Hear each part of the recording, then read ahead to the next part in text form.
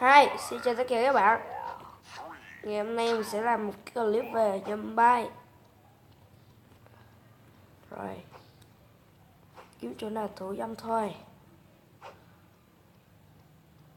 Đu. Anh Tơ này mắc gì rồi. Tơ cần nhà chạy đi. Lên đây thủ dâm đi. Đù. Thanh niên mập này phải cứt.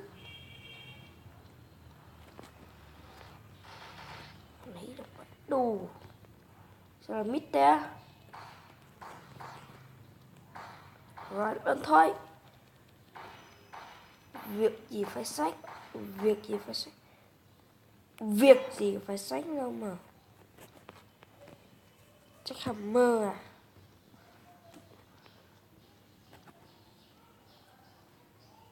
Ê thằng mập quanh của mình lên cho nó không bắn ngay. Mập đâu từ lúc cách tốt chưa nhảy tới nó là nó bắn một phát cho chết luôn rồi.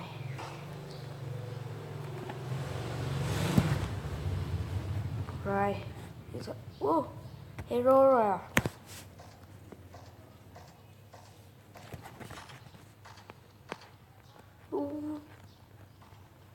Sao mình đi cái đường này thế.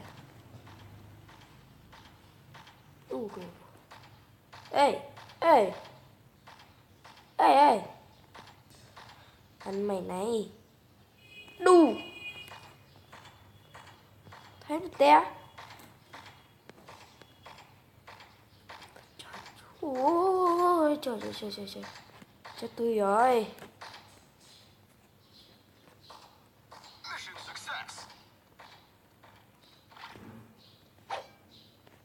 Nhéo này. Nhanh tôi chọn thủ dâm thôi.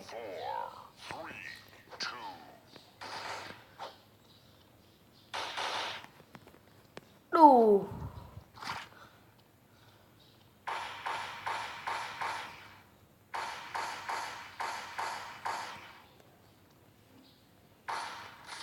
được.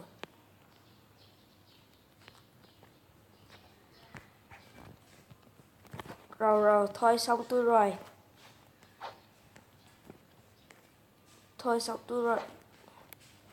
Thủ dâm này việc gì phải sánh. Mày đi đâu? Mày này một phát là đi đời ngay. Rồi con này con hàng jackhammer gon này cũng mạnh chứ.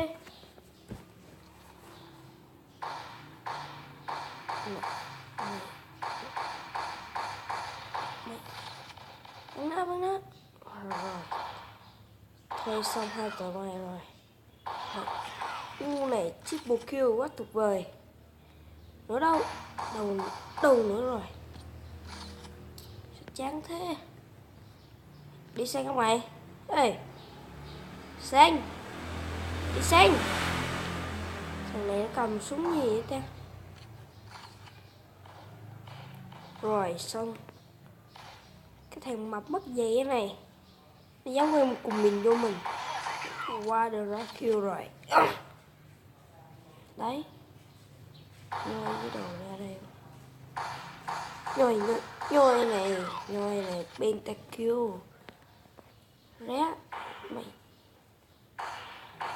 Ré tôi kiếm vài kill nó coi. Cái thằng này chỉ biết bên kia thôi.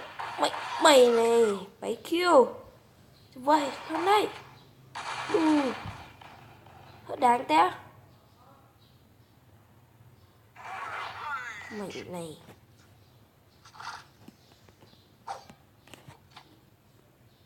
đâu.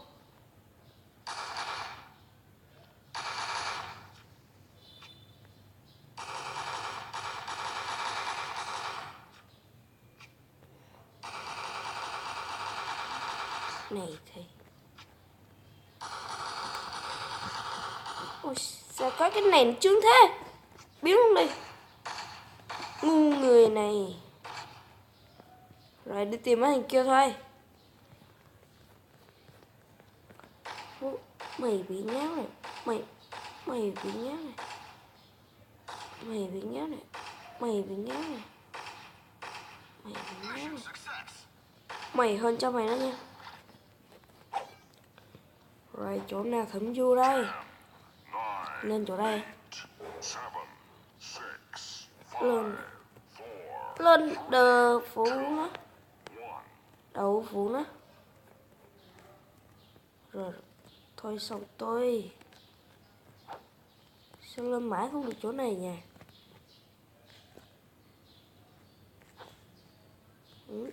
Rồi.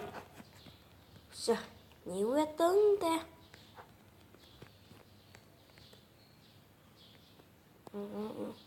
Trời. Đi chỗ khác thẩm du đi. Cái này mệt quá. Rồi lên chỗ nãy thôi. Cài điên xong rồi. Lên. Cái thằng hồi nãy nè. Cho tao lên, cho tao lên. Cover cho tao lên. Ok. Tao lên dưới ngoài đây. Đủ thanh niên rớt rồi à. Ê bậy bẹ đứng lên đầu vậy. Này thì đứng lên đầu này. Vẫn đứng. Thanh niên. Đứng nữa đi. Đứng nữa đi. Đứng nữa nè. Đủ vãi. Dám tổ đít mình nè. Tổ đít này. Này tổ đít này. Hack chọt này. Đủ. Khó này nó bánh một lần nó ra 6 viên ta.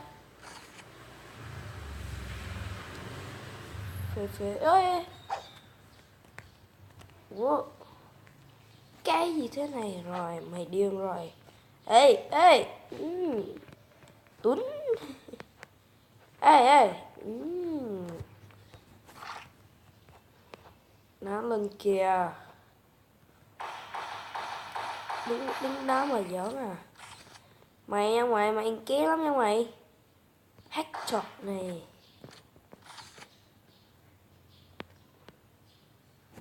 Trời nản thế. Thôi đi xanh đi. Đây. Đù. Mới gặp thanh niên. Mày. Tổ đít tao mà. Tổ đít. Cái thằng nghĩa chót cơ này. Rồi mày điên mày rồi. Mày bắn đi. Rồi. Chứa đạn ta. 2, 1. Nhanh. Rồi xong. Tiếp tục là thủ dâm thôi. Việc gì phải sánh. Rồi. Mày sao tao lên chỗ này mà lên chỗ đó thế? Rồi mày chắc chắn phải biến thành vô. Phải nghĩa chắc cơm ra. Đúng rồi. Lên chi mà. Wow.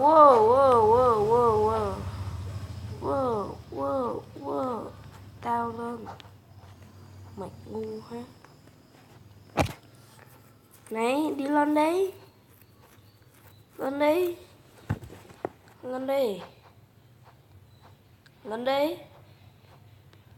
Đứng đây xem mà lên được mà. Này. Ủa thanh niên không? Ủa đâu có tên đầu mà đâu. Đu rất rồi à. Ê. Ôi. Ông cơ này bậy bẹ lắm nha. Hay lắm. Lên lại chỗ đây thôi. Nhanh đi cái thằng tơ kia. Rồi, sao lại mít thế? Rồi, ok. Nhảy lên. Rồi. Que thôi. Đù, mấy nghiêng kia đi xanh ta. Thôi đi xanh với mấy ảnh cho vui. Rồi, con tơ lên.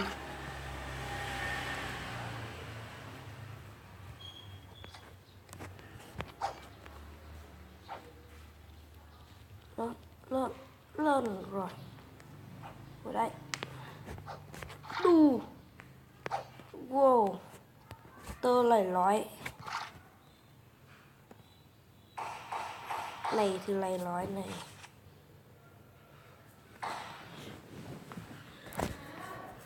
Sao lúc nào mình cũng hỗ trợ cho mấy thanh niên kia ăn hết ta. Sao quán đây không có cái gì hết té. Anh em mình cận chiến nha.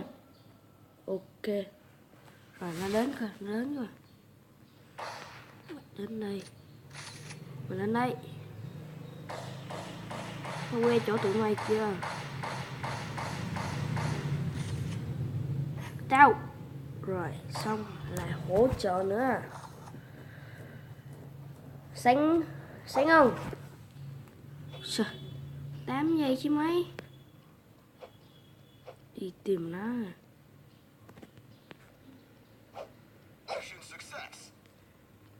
Tao ở đây này.